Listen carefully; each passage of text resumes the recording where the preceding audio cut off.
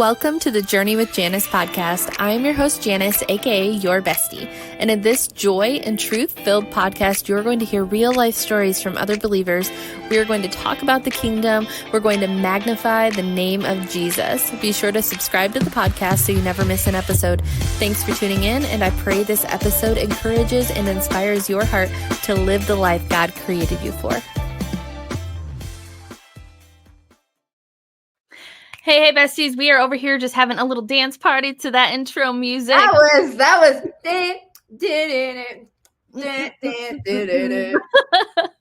Welcome to the Journey with Janice podcast, y'all. I have a familiar face, Miss Grace Graber, on the podcast with me. If you guys have been living under a rock and you don't know who she is, look her up. This girl. She's taken the Christian music industry by storm. This girl, in many ways, is a voice of a rising movement full of people who believe that maybe both faith and mental health matter. Her candid conversations about mental health, music, and her faith resonate with followers who immediately feel a kinship with her genuine heart, which is so true. Love this girl.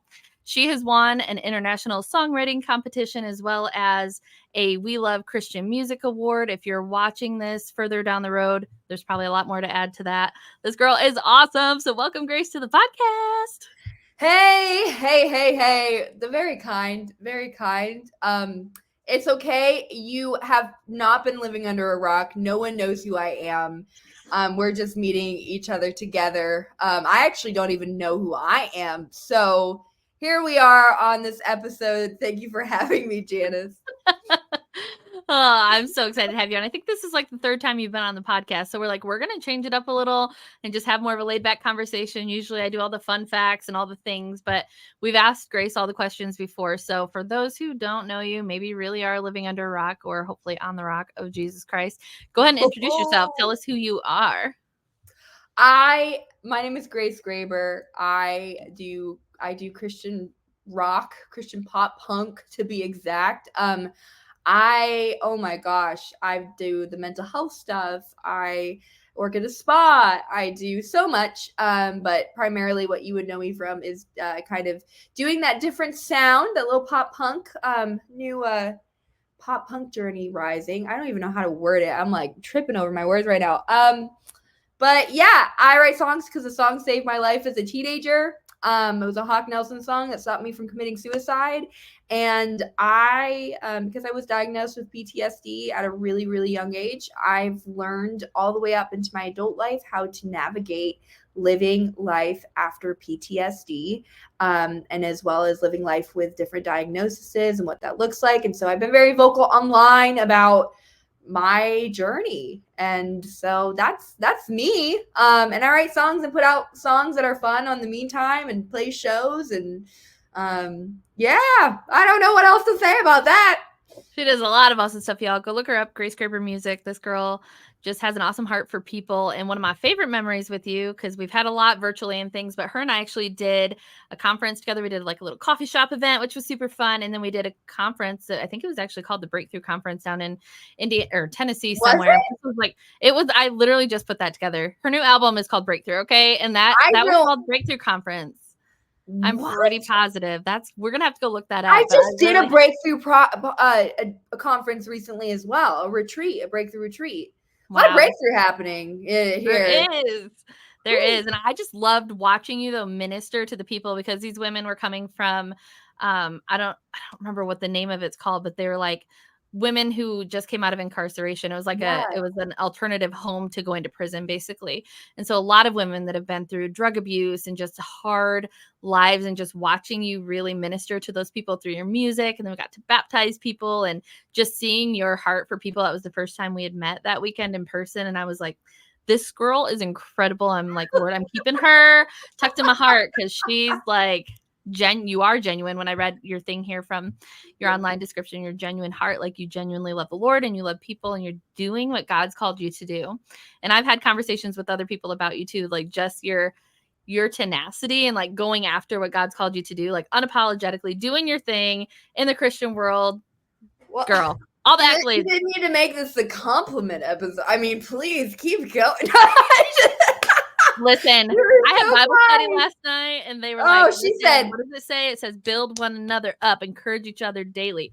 Well, I'll do it, Okay. I guess, once a Well, year because that's about our trend for recording together. I I know. And here's the thing, this what I love about you, Janice, is like I feel like we do a lot of remote things together. Like Janice has written some of my devotional plans for my songs. She has helped me navigate so many scripture questions. I am not a theologian. In fact, I care more about the conspiracy theories of like in the Bible than I think memorizing the actual Bible sometimes. So I love asking Janice, what's that story again or that verse? And she just brings it back to me. And she's always one of those people that I know I can call and she will pick up at 2 a.m. It does not matter. I feel like we've always had that connection, even before we met in person and all that. And I'm excited that I get to do life with you. Like, I don't feel like it's just like an event we're doing, you know? I feel like it's like, okay, I know down the line I'm going to do something else with her and I'm not in a rush. We're just doing life at this point. So, Yes. So if you're listening and you'd like to bring comedy and music to your show, reach out. We could do that. We can go do that. Listen, I remember I was go ahead. I would kill for you to roast me. I Oh, would that would be I so fun. I want to do a roast. One of my drummer actually did a roast for his 40th birthday, and ever since then I'm like, I people could roast me so good and it would hurt my feelings for like a week, but I want to do it. I feel like Janice could roast I some think of I my could do a songs. lighthearted roast. I don't like getting into like super insulting, but I feel like we could do something really Be funny. like solo. Sounds like your whole career. I'm not the comedian. We'll leave the comedian to the professionals. Grace of God. That's all you've been like relying on. Where's the talent? Just kidding. Just kidding. The people are gonna be texting right away. Can we get Grace for a comedy show? Yeah. No. Y'all, well, I came down to Nashville area, a couple of years ago, and I remember I texted you because I was like, "I think Grace is around here," and you were like, "Be there in 5 minutes." Literally dropped everything, shows up, and she's like, "I look like a bum. Don't like. I hope no one sees me." Blah blah blah. But it was so fun to just sit there and connect. And I just remember you encouraging my heart with some things I was going through at that time, and you just have such a gift for that, and I think it's beautiful. So you do that through your music, and you just do that, and just regular everyday life. So I would love if you would tell the podcast community like what's new in your world. Talk about that thing we threw a little bit out there already about your new album that just Yeah. dropped. Yeah. I came out with my first album, my debut album. It was a lot of hard work. I did it independently. I said, hey, I'm not gonna wait. I'm not something I feel called to my music career because a lot of Christian bands before me were faithful to the call to their career. And so when I moved to Nashville, like the natural thing to do as an artist is write songs, wait for the hit, get the record deal, do the thing. And I got here and I saw the pattern and I was like, okay, yeah. But like, can I start now? Is essentially how I hit the ground running here in Nashville. It's like if I'm gonna move here, I'm gonna put out music. And I quickly met my partner Blake, my music partner Blake, and we hit the ground running on just creating songs specifically around my mental health. I wasn't planning on talking about that. I was gonna pursue the traditional CCM. Hey, let's cookie cut her. Let's get her signed. Let's have her do the thing. Like I was prepared to be the algorithm that works. And as soon as I got vulnerable, people looked at me and said, "You need to do that." Like, what was that? You said what? As soon as I wrote a song that wasn't the traditional worship type song, um, people like Blake and people on my team came beside me and said, "Oh, we want to pursue that. We want to do it with you." And so it was really easy and quick to build my team when I got here because I started doing something that no one else was doing, especially pursuing Christian rock. That's a dead genre technically here in the Christian music industry. So we all got together, had a mission to revive that rock sound, did an EP to set it up, and then we pursued an album. And I think we did a really good job. I think I think there was nothing else we could have all done. We pursued it. It took about 2 years to get done, all financed out of my pocket. Praise God for a job that works and allows me to do music. And I'm really, I was telling Janice before this call, I feel like such a weight off my shoulders in knowing that I can do that really hard thing, and I know what it takes now to do a album, and I don't feel like this need to be like everybody else right now. I don't think like I think me called to move to Nashville and do music doesn't look like the traditional route. I think it is a call for me to be in community with people down here who are people I grew up listening to. Hello, that is just nuts that the people that I call my dearest friends are the ones that poured into me as a teenager, and now they're pouring into me as an adult. Um so it's really cool pursuing a different type of music career, just being obedient, faithful, and I don't know what else. It's just so much has been happening in my world, even mental health wise, and God has just been doing a new thing. And I feel like I'm not even over. Like I feel like, yeah, I could tell you what's new in my life, but I right now I'm so focused on like the next season and like all the new songs, and I'm like, yeah, that album, yeah, that came out, but I've been thinking about the next two singles that sound amazing, and I don't know what to do because I'm so overstimulated. I love all of that, and one thing you said that really stuck out was that you stepped out and then it was like God started showing you what direction to take, and I think so Yeah. many times people are afraid to take that first step because we want 1,000 confirmations from God. We want, 55 people to prophesy into us. I don't know why I'm throwing out these numbers, but whatever, like we need all these things and we need to know that we know that we know that we're doing what God called us to do. And there's so many times where I've stepped out without complete certainty. It's like, I feel like this is a direction God's going. And then as I step out, he starts molding that into what he wants it to look like. Because like, even for me, stepping out and doing like a whole speaking thing for a few years, traveling a lot, doing women's ministry, that evolved into me doing Christian comedy, but it wasn't like that to begin with. And I would have never stepped directly into that, but I needed that like segue for the Lord to develop some things in me and whatever. And so I love hearing your story and just the way God's navigated you into what you're doing now. I have a question though. Yes. Why do we look for a lot of confirmations, and why isn't the fact that we are given a chance at life a confirmation in itself? Drop Like the mic that's right there. that's where my brain goes is I look at artists. I meet so many new artists that come to town. I'm by no means I'm like a big artist at all. I'm still breaking it. I'm still just making a name for myself.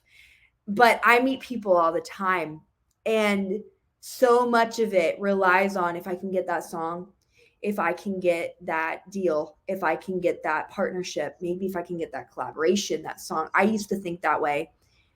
And when did the fact that God even gave you the opportunity, like when did that not become enough confirmation for you to just try to figure out how to make it happen? That I is know so there's a right time and there's a right place, and some people, yeah, like the fact that they waited really worked for them, and God will make that known to you. But I feel Mhm. like specifically in my life, in my genre, I think if anyone would have waited a little longer, it would have truly been dead. Mhm. Like if everyone waited for it to become a trend, no one would have at least tried, so that's where Yeah. my brain goes with all that is I if I can encourage anyone listening, who's a creative or who's like, oh my gosh, I want to work on that project, but I want the right time. I want, like, the right time is always going to be now. And then if it's not that thing, it's going to be the next thing. And that's the coolest part is I feel like now that I've gotten the first album out of the way, I feel this freedom to be completely me, to be completely myself as a creator. I am accepted. If that's my worst piece of work, I've been accepted even at my worst then. That is And so it's just good. gonna get better and better and better here. And that's why some people go, I don't want to make a reel or go live right now. I look like a mess. I'm like, well, then if people love the reel or the live, isn't it cool to know they love you when you're a mess? Like, oh my gosh. Yeah. So That is so good, and I've heard that even in my own circle too of, like, I don't wanna start recording the podcast until I have the best of the best gear, but guess what? I don't have the money to do that yet, so then they do nothing. And it's like you can't be something. upset then. You can't be mad. Exactly, exactly, and for, like, my first probably at least 3 or 4 years doing podcasts or whatever, I just recorded on my phone, like, people Mhm. didn't really know that. I had people ask me like, "Ooh, what kind of equipment do you use? That sounds professional." I'm like, "It's called an iPhone," but it's what I had and what I knew how to use, and I was comfortable with it, and then God's, taken me, Yeah. and I have more to grow and learn and stuff too, but, like, just giving God your yes, even when it doesn't make sense, even when it's hard, even when everything isn't lining up maybe the way you want it to. And then Yeah. he takes you into new levels and things. My husband and I right now are working on converting my garage into Journey Studio so that I can have a little talk show and do different things, but Oh, like, which that's is amazing. so fun. And I Yeah. love that. But like, I think God just wanted me to be faithful with what I had before more came. And that's scripture anyway. But yeah, just doing what we're called to do and not waiting for permission for people from people too. Like that was literally something I was just talking about earlier today. Like stop waiting for validation from other people to do what God's called you to do. I can't tell you how many times in my life I've stepped out and I'm like, the Lord's putting this on my heart. All I need is his yes. I don't need everyone around me to understand. And sometimes people don't, and that's okay. So that's a word for someone like, oh, I got something on my heart. I've been wrestling with. I really feel called to do this, but people around me don't get it. If Mhm. God has told you to do it anyway. So, Oh my gosh, yeah. You and then you can't if you have a reason, like you go, oh, this is why I can't. Okay, I can't do this because of this, and don't ask God why, because he's going. I'll tell you why, because you told me you don't have good enough equipment, and I'm not like. I mean, like, here's the thing: is the cool part about the sovereignty of God is we don't have to question. like there's yeah. no point in questioning him because he's sovereign anyways. Yeah. So the more I get to know the sovereignty of God, the less I question why things happen the way they do. And I realize, oh my gosh, I think I'm the one holding me back in that capacity. Yeah. Uh, and that even with my music, even with I mean, even just with learning how to ask for help, I mean, you've helped me write devotional plans, and that's because at the time I didn't have the time, but I had the resource, and Yeah. I paid you, and I was like, well, but I know this is a way to move, and so you figure out a way to do it. You just figure it out. It doesn't matter. Time, Mhm. resource, God has given you something. If he hasn't given you Yes. the resource, he's given you the ability and the time and something else. And if he hasn't given you anything, then that might be a good like I haven't been given any resource by God to be a millionaire. So I guess I'm not called at this time to be a millionaire. Anyways, but I could go on a whole rant about that because that's something I've learned even in my mental health walk is I get to decide at the end of the day how much I am allowing God to heal me, how Yeah. much I am allowing the authority of Christ um to be taken on. Mhm. Like I have to decide today if I'm taking on the authority of Christ. Yeah. And there's actually an ability to decide not to and to sit and wallow and struggle even harder. And so yeah, anyways. That's so good, and as you're talking, it's making me think of the scripture that says we walk by faith and not by sight, and circling back again to you talking about stepping out before maybe you saw the provision or whatever it was, and I've had that so many times in my own life too, where I'm like, I know God is calling me to do a conference at this place. I remember one specific example at a place in Indiana. I signed the Mm, contract. It was over $2,000 that I didn't have, and I'm like, Anna and I, my best friend that I were doing ministry together at the time, we're like, we know God's called us to do it here. And so we are stepping out with some crazy faith here. And within a week, we had all of the funds from different people that wow. rallied behind us. And I constantly remind myself that the Bible says that he gives us an abundance for every good work. And so when I'm seeing a lack, I'm just claiming the word of God over myself and over my ministry. Like, I don't know how this is going to come in, but Lord, you're going to take care of it. And I'm just trusting you in it and relying on you for it. So I have a fun story that I don't think I shared this with you. It's actually the last time I was down in Franklin. Okay. So the Lord just gives me words for people a lot. Like he'll just show me things, or sometimes I say stuff and I don't even realize it's the Spirit of God speaking out of me. And I'm just like, that was really fun to be a part of it. So this happened. I was out at some restaurant. Anna and I were at a women's conference, and afterwards we went out to eat. We're sitting outside, and I kept trying to get the waiter to sing for us because I was like, "Do you sing?" And he was like, "Actually, yeah, I do." And I was like, "Okay, sing for us." And he was being all shy or whatever. And he was like, "Before you leave, I'll sing for you. Before I leave." And it was dead. Like downtown Franklin was dead. So we're sitting there and he finally agrees to sing for us. Like at the very end, he's like, "Okay, I'll sing for you." He's getting ready to sing. And this gentleman like is walking by with this briefcase or whatever. And I said, "Hey, do you want to listen to my friend sing?" Oh, And that's funny. the guy was like, "Oh my gosh, like really?" Okay. So he stands there and he, obliges and he listens or whatever.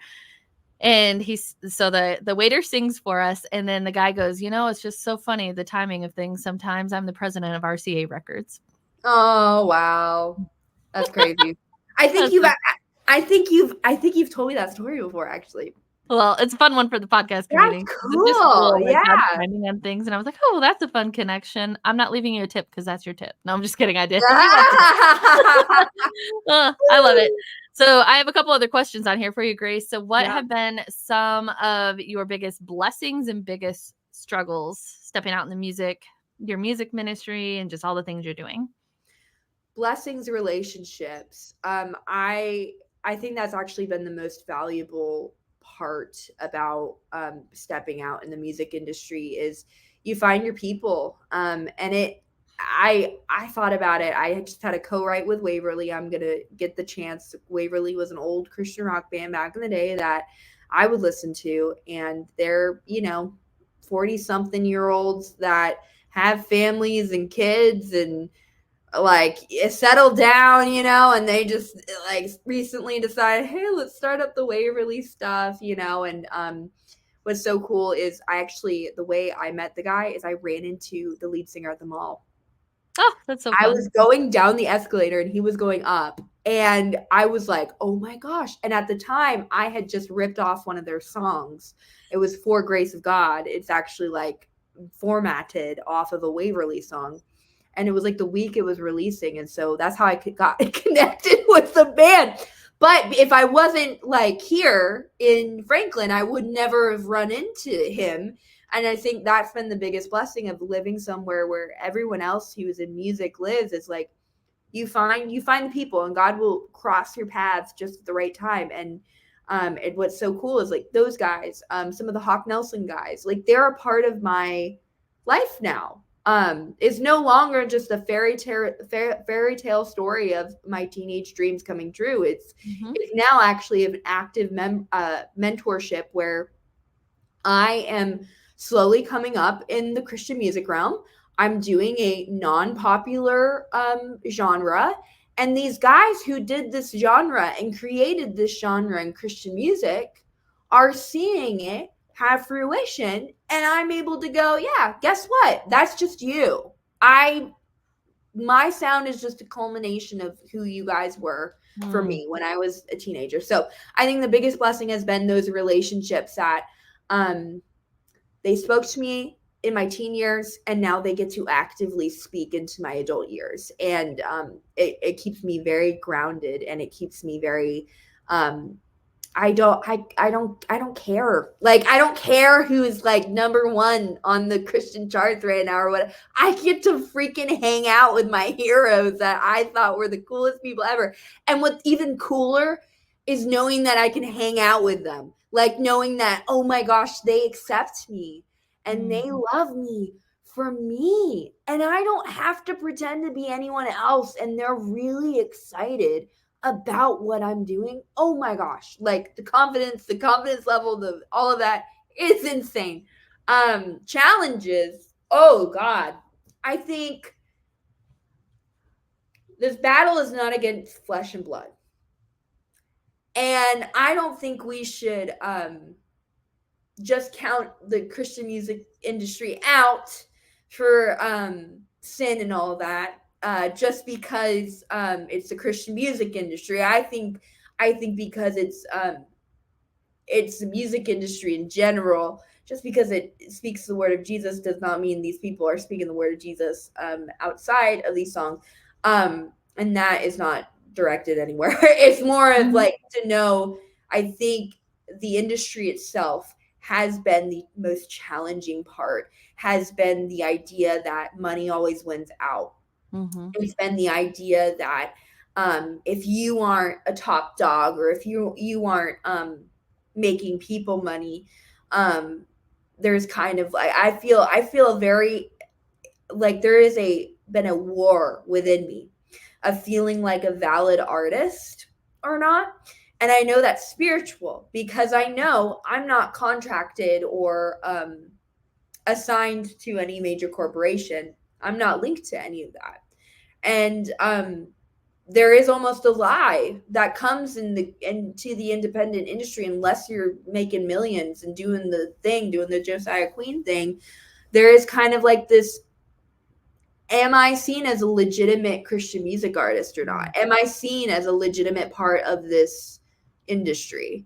I think that's been the most challenging part, being independent, like being chosen to be independent in the season, especially also doing a genre that's not genuinely being pursued, or is constantly people are speaking death over me. If you think about it, everyone, if you look at the hashtag pop punk is not dead, that means someone's been saying it's been dead.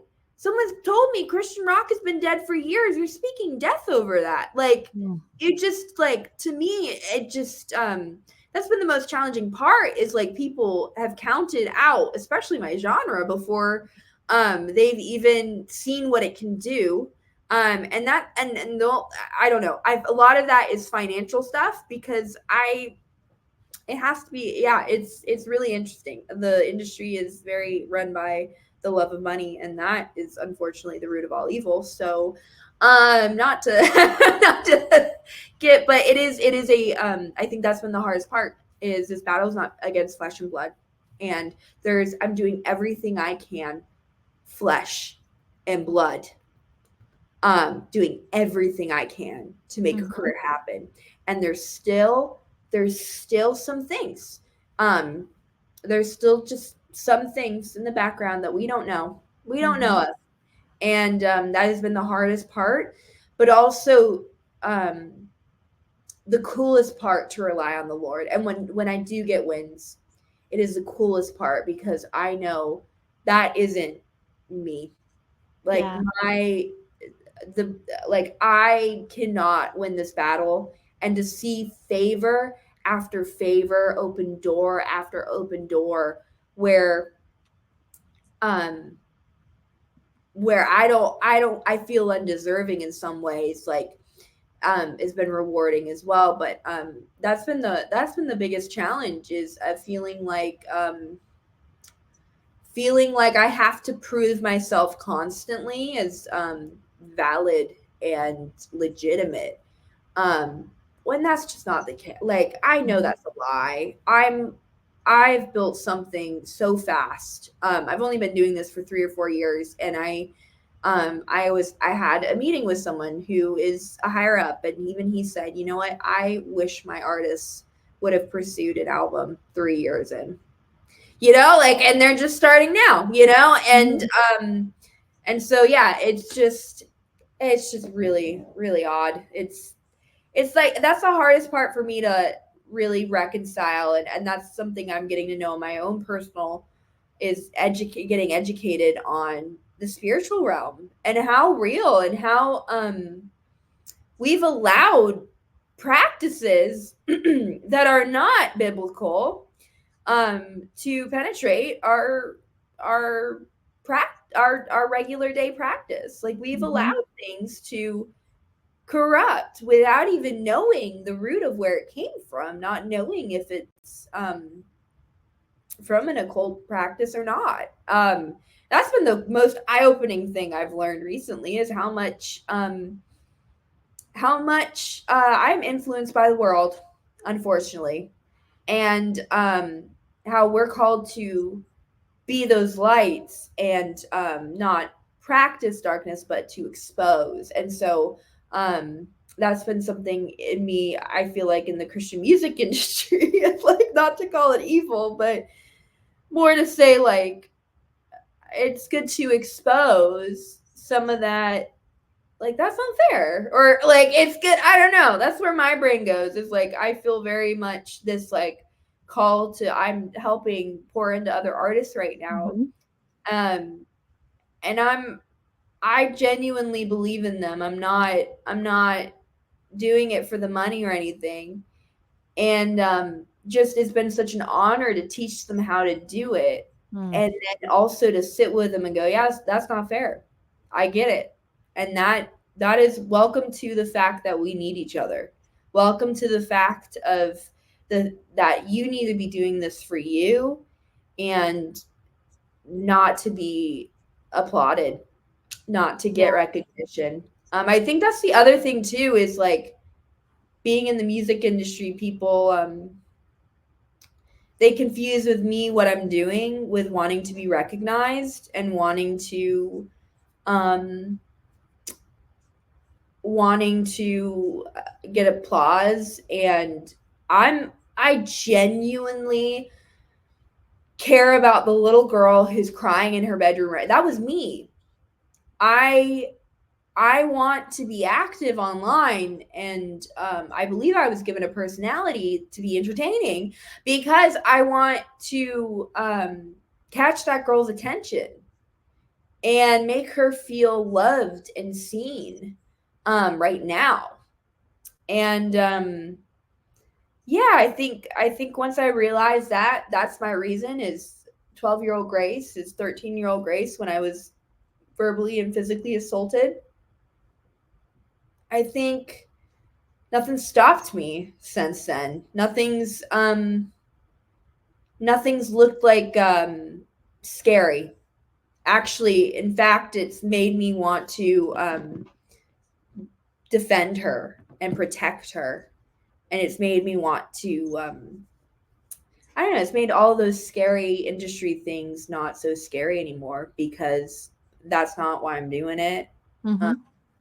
yeah, I hope that all makes sense. It is. You're just, like, pouring out the wisdom. I'm like, "Lord," everyone's, like, funnels just receiving all that, and it reminds me of Proverbs 31. It says to be a voice to the voiceless, and that's Yeah. what who you are, and I just admire you more than words can say, and just what you're Oh, doing and the lane that you're staying in and staying faithful to, and what God's calling you to do, even if you're the first one to do it and you're pioneering something or re-pioneering, something that, yeah. um Yeah, because I'm not the first one to do it, and I yeah, think because of where the music industry, like, where because of where the money is coming from, like, people have forgotten. It's like, oh my gosh, forefathers have been before us, and they have paved the way for us. And, like, did yeah, we forget that Jeremy Camp was, like, totally rock and roll before he was CCM? And, like, I think for us to call it a dead genre at that point, is like, no, like, these people, like, paved the way for us. yeah, Rock actually paved the way for CCM to be a thing. And Yeah, but it, to me, it's just also so rewarding too, to be able to see the fruition, and mm, then be able to go back to the men who were in those bands and say, hey, look what just happened. Because it's a win for all of us, I think. yes, Like, that's been the coolest part about working with the Hawk Nelson guys, is been kind of like taking this, like, I've kind of self-proclaimed myself as their little sister, but I feel like to get excited for them about, like, the 20th anniversary event, yeah, and revive something that, like, the DMs and the excitement from people, like, to be able to play their songs now at shows and hear the Hawk Nelson stories, mm, and be able to relay that to the guys, like, hey, you guys, and to have my drummer, who was once in Hawk Nelson, it's so fun bringing him to gigs, because I'll be like, yeah, so and so is in Hawk Nelson, like, and people will just fawn over it because they're so excited. And It's cool. It's really cool for them to see that too. And it's important for me to share that with them because I believe I'm not meant to just encourage those 12-year-old girls, but to encourage those guys. Yeah. Like the fact that Jason's been on the road and making music again. Jason Dunn was for original lead singer of Hawk Nelson. The fact that, I mean, I'm not claiming anything. I'm not claiming that I had anything to do with it. But we released a song together a couple years ago. And Mhm. let me just tell you something. He said he'd never tour. He said he there were a lot of things he said he'd never do that oh, what am I seeing now? Oh, he's doing them Sparked now. something in him.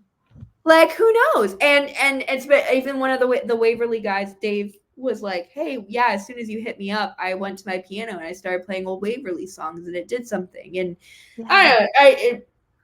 don't know, not to toot my own horn at all, but it's You really, just, have resurrection power in your veins, so that's, like really I cool. love that of just, like, reigniting that passion in people. That's a gift That's that like you gut carry, wrenching. and it's Like, beautiful. oh my gosh, are you trying to kill me? Are you trying to make me cry right now? Like, oh, like to see Jason post every day and to see him, I'm like, I like and again, I'm not saying I had anything to do with it because maybe I didn't, but it just feels like a coincidental thing that like out of nowhere after we did this huge release and after like someone revived a song from their first like I don't know, it just is really nuts to see him pursuing an actual career in music again when he Mm. said he'd never do it.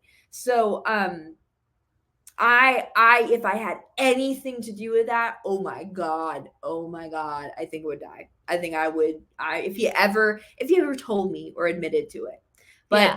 who knows if that'll ever happen. But it's fine. I love all of that. Oh my gosh.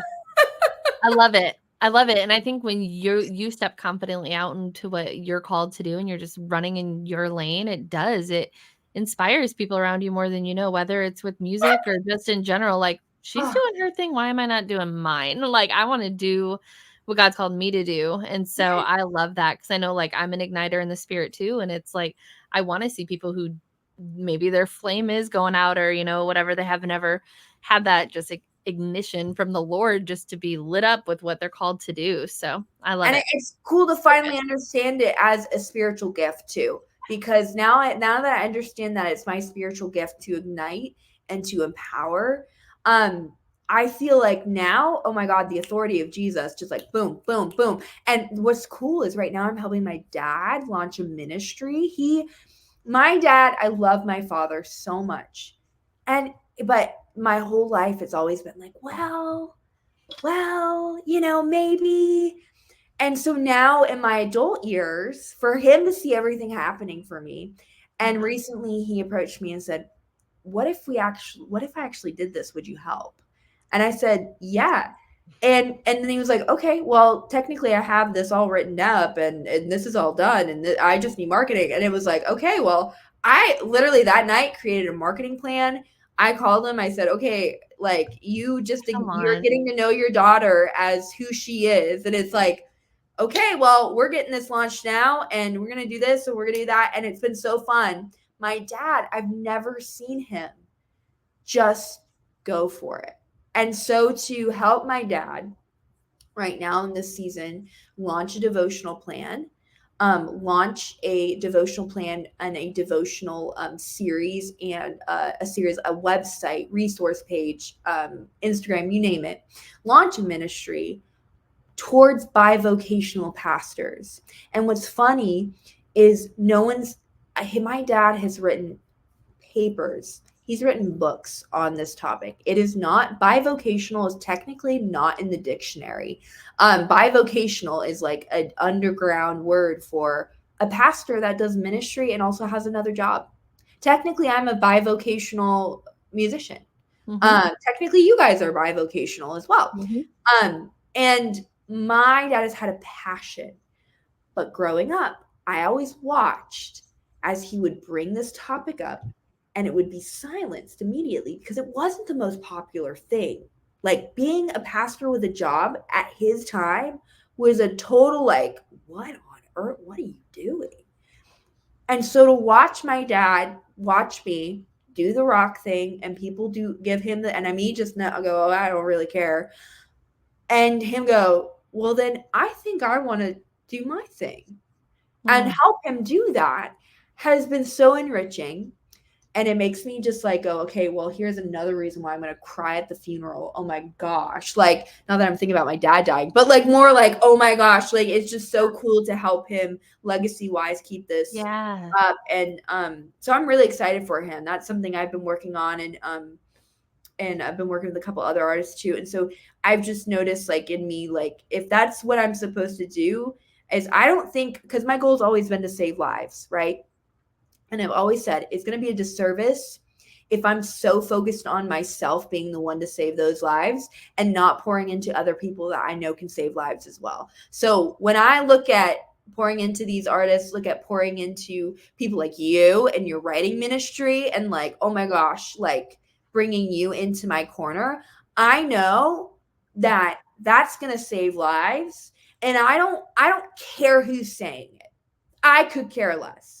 Whoever's singing it, saying it, like I truly want people to be better than myself. And that's something in leadership that I've known a lot of good leaders who that's their best quality, is they want the people who are following them to be better than them. And so if I'm called to leadership, then I'm gonna be that example and do that. But anyways, I could talk hours on that. So That's so it's so good, and it's, like, insane because, y'all, I did not tell Grace like, I have some notes here, and we're just kinda like, we're just gonna let Holy Spirit lead and whatever, and I had one question that I wanted to end the podcast with that you literally set yourself up for and didn't even know it, and I'm like, "Lord, Holy Spirit, you're so good." So I okay. wanna end the podcast. I'm just gonna read what I just earlier in my notes here. So speak to the person who has the desire to do something that's completely off the grid, seemingly Yeah. random, crazy, wild, radical, something they've never seen done before. Yeah. Speak to them. I call BS on all those lies. Um, I call BS on the past. I call BS on what you've been telling yourself. That is what happened to me. Is when before I pursued music, I literally had given up after a car accident. I thought, can't even play guitar right now, so no point. I thought, okay, cool. I'm going to pursue beauty school, which was a great career. I still have that career. But I sat at a bar one night after listening to a band that I loved, and it was really rare at the time for me to go to a concert. Went to a concert, sat at the bar, and this man came up from my husband's work who is in Portland bands, um and he walked up to me. He said, "Your husband said you did music. Why aren't you doing that anymore?" And this guy's not a believer. And I tell this story all the time because I think it's just so cool. God can use anyone. Mm. And I hope he knows that God used him in that moment. I hope he will forever see that through me. But I sat there and I gave him the whole sob story. I gave him the list of diagnoses, the list of my schedule. I mean, everything. I was in physical pain. I could not get my mental health together, all the things. And this man looked at me after telling him that I was hurting physically and I was mentally struggling. He says BS. He didn't say that, but you can understand what he said. He looked at me and said that. And I've had that attitude ever since. I've had that. Yeah. What? It's not that those things aren't, it's not that I'm not, those things aren't valid as a human being. Oh my gosh, I've done so much work. I've had to see so many counseling sessions. I've been on medications. I've had to do so much reliving of the trauma, as well as physical. I've had to get myself physically healthy. I lost like 100 pounds at one point. Like, I had to really get myself together. Mm. That's what you got to do. That's a part of the process. You can't wait until you're got together. You got to get together while you're doing the thing. You've got to, it So doesn't, good. It does not matter where you are at in this moment. You are the one holding back the blessing. You are the one who is saying, not yet, not today. That's you. And guess what? You're the easiest person for the devil to use to get you to stop you to do something, right? So like that's not you. That's a voice that sounds like you in your head because he is a deceiver and he is smart and cunning and all of that. And that is a lie. The authority we have in Christ. What I want you to do is, if you believe in Jesus, if you do not believe in Jesus, yeah, I would love to invite you to invite Jesus into your heart, see what he can do. But if you know who Jesus is, and there is still that nagging voice there going, well, I really need to get that together, and it sounds valid, like it sounds truly, I want you to bind and rebuke any lies that might be stopping you from doing it today. I want you to call it out. I want you to ask the Lord, is that me? Or is that the deceiver? There's so many times I have to ask the Lord, is this crazy idea me? Or is this distracting me from what God has for me? Is this detouring me? Is this derailing me? That's where my brain goes, is at that point you got to get with Jesus and you've got to ask, okay, am I really getting in my own way? And if that's kind of harsh, because that's pretty harsh thinking. If you think about everything I just said to someone who is really struggling probably right now, that's like, wow, Grace is, ugh, I don't like her right now. But like, it's not me you don't like, it's the deceiver. It is the person who is telling you those lies, who wants to take you down with him. What we don't realize is that someone is actively trying to bring us down with him because he is already lost. That's the battle. When they say spiritual battle and they say spiritual warfare, that's what's happening. Is this deceiver knows he's wrong, and he knows he's about to die. He knows he's about to be casted out. And he's going to do everything he can do to defile us as humans. Anything. He will do everything he can. And so that will include you not pursuing what God has laid on your heart. And I think it's a disservice to the world that you're not pursuing it yet. I think, like, when I do sales training with like some estheticians and stuff, they always go, oh my gosh, I don't feel comfortable like selling them that yet. Or like, oh my gosh, it's like really expensive. I don't know. Like, girlfriend, if you think they need it, it's a disservice not to offer it. It's a disservice not only to them, but kind of to the respect you have for yourself. I'm the expert. When I get someone on my table to work on them, I'm the expert. And if because suddenly I get a little ounce of insecurity because of finances or whatever resource, whatever, it's kind of still on me, the fact that I didn't offer them exactly what they needed. And if they need it, and if they want to partner, and it will happen. And that's where you get the commission, and that is where the blessing flows. Is you have to be an open vessel. You have to understand it's a disservice that the world does not have who you are supposed to be right now. So that is so good. That is so good. And the last thing I will say here before I'm going to have you share with everyone how they can find your music, connect with you, and all that is just something that the Lord has told me that I've said a million times too, is that like our yes to God isn't even about us. It's about the people's lives that are impacted by our yes. And that's something the Lord has shown me over and over and over and over again, is the ripple effect of my yes to him, and just just the ripple effect that goes into eternity God gives us glimpses at times, and it's so fun to like see a little bit of the fruit of what you're doing. And he does that, I think, just to keep us going. But to know like our yes isn't about us. It's about people's lives that are literally impacted for eternity. So I'm thankful that you love people enough to speak the truth, because the Bible says that love rejoices in the truth, and we're called to speak the truth in love. And sometimes that is going to offend your flesh. And I love that someone said one time, like, don't be afraid to offend the flesh if it means saving the soul. And so I love your encouragement for the people to just step out and do what God's called us to do, to stop making excuses. I did that for a long time, even while I was doing what I was doing. It's a Mhm. wrestle sometimes. It doesn't necessarily Yeah. stop or go away, but you push through it. You trust God that he's got you, he surrounds you, he's goes before you, he's your rear guard, and just you are covered by the blood of Jesus. You have the full armor of God that withstands all the wiles of the enemy. And so just Mhm. going forward confidently in your authority and who you are in Christ is so good. So I would Yeah. love if you would let everyone know how they can connect with you. Would you be willing to close us out in prayer? And then we Yeah. will end this podcast until next year. Yes. Oh my God. Until next year. Oh, I hope it's not till like. Well, I know. we're gonna talk about after this. We're gonna talk about something maybe we'll be talking about next year. Week. Um, you can find me everywhere you get music. Grace Graber. Just literally, you can go. I'm gonna do it. I'm gonna do it. Hey Siri.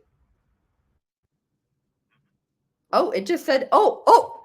But you can say, Hey Siri, listen to Grace Graber on blank Spotify, Apple, Amazon, you name it, YouTube. I have it all available on YouTube.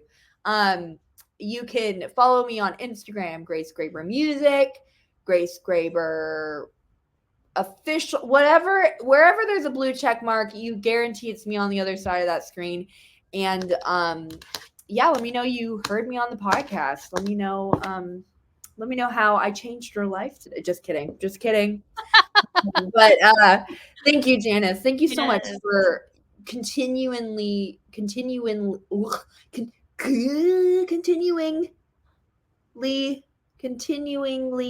I don't even Continually. continually. Oh, see, that's why I need Janice. Thank you for just being a support and being a friend and being someone who I truly feel like we're in community, even though we're miles away. So thank you for having me on. All right, Lord, we come before you and we just thank you so much for the opportunity just to connect like this. The fact that we have this technology, Lord, and I know this technology is not being used for the best things right now, but Lord, today in this moment, right now, you're using all of us, everyone listening, you're using it. And we thank you for blessing it and using it. And Lord, I just pray for anyone listening that they would be encouraged, that they wouldn't feel discouraged or feel like, man, I don't know. Lord, we ask for a confidence from this episode, that people would walk away confident that you are going to do something great through them. And it just takes them deciding to say yes, just like they decided to say yes to you, Lord. It takes two. It takes two. And Lord, thank you. And I just pray that you continue to bless Janice through her pursuits with her husband, with this ministry. Lord, would you protect us all and provide us just rest and restoration. And we give you all the glory in your name. Amen. Thank you for tuning into the Journey with Janice podcast. Be sure to subscribe to the podcast so you never miss an episode. And extra bestie points if you leave a 5-star review and comment. If you would like more encouraging kingdom content, be sure to check out my website where you can find blogs, upcoming events, all of my books and booking information, and more at journeywithjanice.com.